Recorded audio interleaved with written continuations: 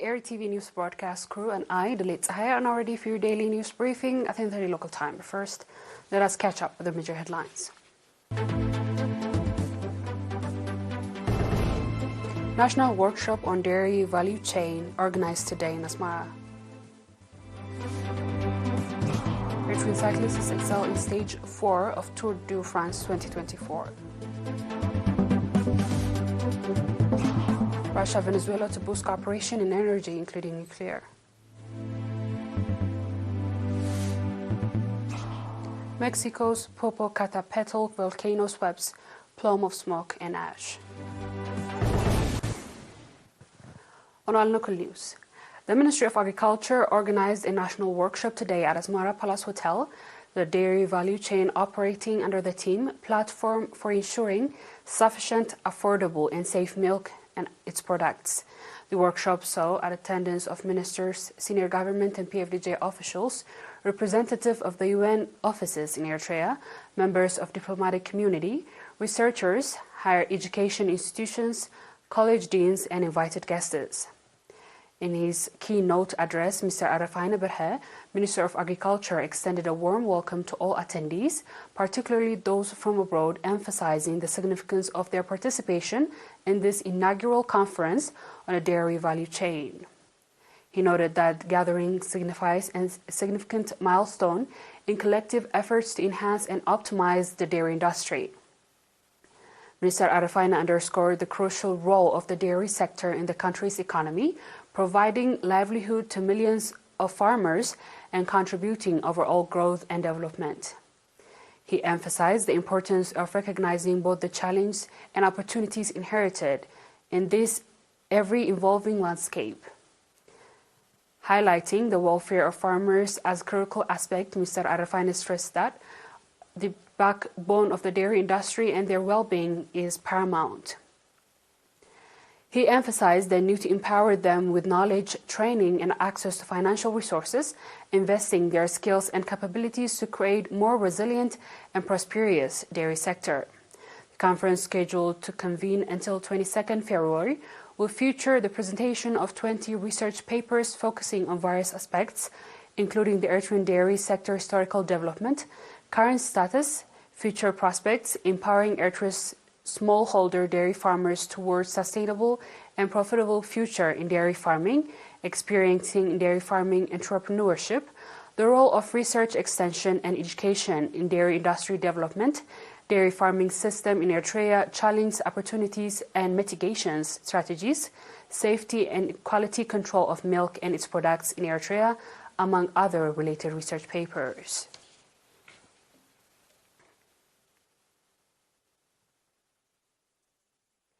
Eritrean cyclists excel in the 4th stage of Tour de Rwanda today, securing the best sprint jersey, Marhal Odus and Ahlilu Arafine, showcasing remarkable performance, finishing 8th and 10th respectively the 93-kilometer stage, closing following the stage winner, Belgian cyclist Serf William, without any time lost. The youngest member of the national team, Yafet Mulgeta, completed the stage in 23rd place, training by 30 seconds. Meanwhile, Dawit Yamane, Bike Aid, and Metkal Eyob from the Eritrean national team finished 27th and 28th, respectively. Remarkably, all Eritrean cyclists completed their stage on time, and significant achievement in challenging round where 10 riders were eliminated. The race for the convert yellow jersey remains unchanged at the top, with French cyclist Rendrick maintaining the lead to the total time of 9 hours, 23 minutes and 34 seconds. Eritrea's Ahlilu Arafine holds a commendable 6th place, matching the leader time. Ahlilu also lead the younger rider classification, boasting a time of 9 hours, 23 minutes and 34 seconds. Yafet Mulgeta is not hot pursuit, positioned 3rd and lagging by 46 seconds. Ahlilu continues to dominate, holding into both the best African and young African youth jerseys. Yoel Habtaab, a member of the German Bike Aid team who has achieved notable success in the 3rd stage, occurred an additional 20 points, securing the Chill Climb jersey, in total 52 points. He also claimed that jersey for the best sprint rider. The Eritrean national team has made significant stride in competition, advancing from 6th to 4th in the ranking of the national teams and clubs. Tour du Rwanda is set to proceed tomorrow with 13 kilometers individual time trial, promising and thrilling cycling action.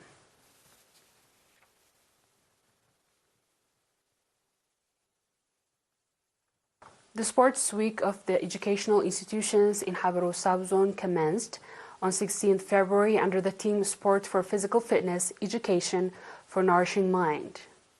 Participated in by 180 students, including 382 females from 11 elementary and 8 junior schools. The Sport Week featured a range of activities such as football, basketball, athletics, general knowledge competitions, and cultural programs. Mr. Ali Abbe, the head of the educational office in the subzone, emphasized the significant contribution the Sports Week will make the students' skill development and the fostering of friendship and unity. Highlighting the importance of the integrated effort activities with regular education, Mr. Musa Abdurrahman, Secretary of PFDJ in the subzone, stressed that the Sports Week provides students with opportunities to showcase their talent and exchange experiences. He called upon the public to enhance their contribution to ensure that sustainability of such events. During a first semester activity assessment meeting held in Orona subzone, it was highlighted that commendable efforts have been made to enhance the teaching and learning process. As per the report presented at the meeting, out of over 8,030 students, 86% have achieved passing marks, reflecting significant progress in the academic performances. Mr. Suleiman Mahmoud, the head of the education office in the subzone, pointed out that female school enrollment has risen to 44%. He urged parents and teachers to redouble their effort to further increase this number and ensure that female students are equipped to compete effectively in their education.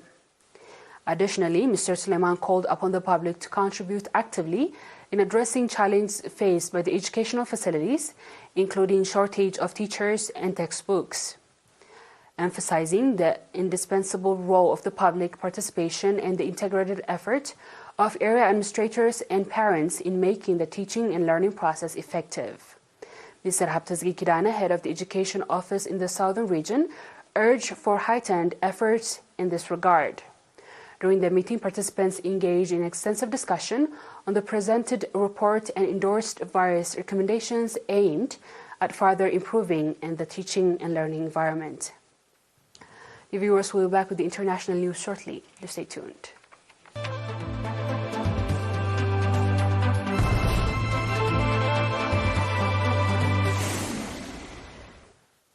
Welcome back. Russian Foreign Minister, anti-American allies Russia and Venezuela vowed to boost cooperation in oil and gas production, the peaceful use of nuclear energy at a meeting of foreign ministers in Caracas on Tuesday. Russia's Sergei Lavrov arrived in Venezuela late on Monday from Cuba as part of the Latin American tour as Moscow seeks new diplomatic and trading partners aimed at Western sanction and isolation over its war on Ukraine. In Caracas, Lavrov met his Venezuelan counterpart, Yuvan, and Vice President Delcy Rodriguez, and discussed expanding cooperation in oil production, gas fields development, agriculture, medicine, and pharmaceuticals, he told reporters afterwards. Russia, for its part, has supported Caracas in the face of the U.S. sanctions against the government of Maduro, who in 2018 re-elected, was not recognized by dozens of countries. Until the end of the oil-based economic boom in 2014, Venezuela has purchased Russian weapons and military equipment worth hundreds of millions of dollars. Last news. Mexico's Popocatépetl volcano spewed and plumed gas and smokes on Wednesday evening, the latest volcanic activity to send ash fall in some parts of the region, as last 2 weeks local media reported.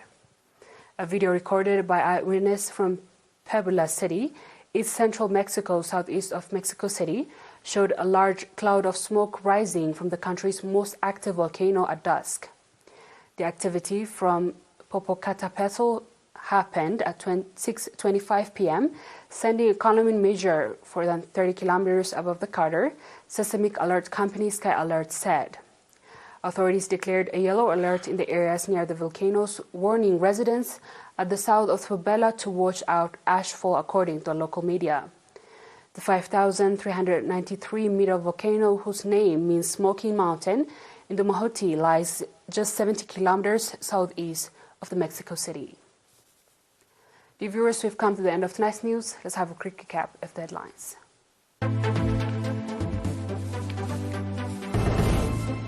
National workshop on dairy value chain organized today in Asmara. Eritrean cyclists excel in stage 4 of Tour du Rwanda 2024. Russia and Venezuela to boost cooperation in energy, including nuclear.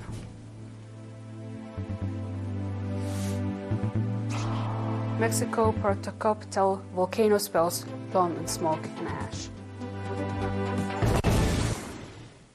That is all our local and international news. Dear viewers, thanks for watching and have a good night.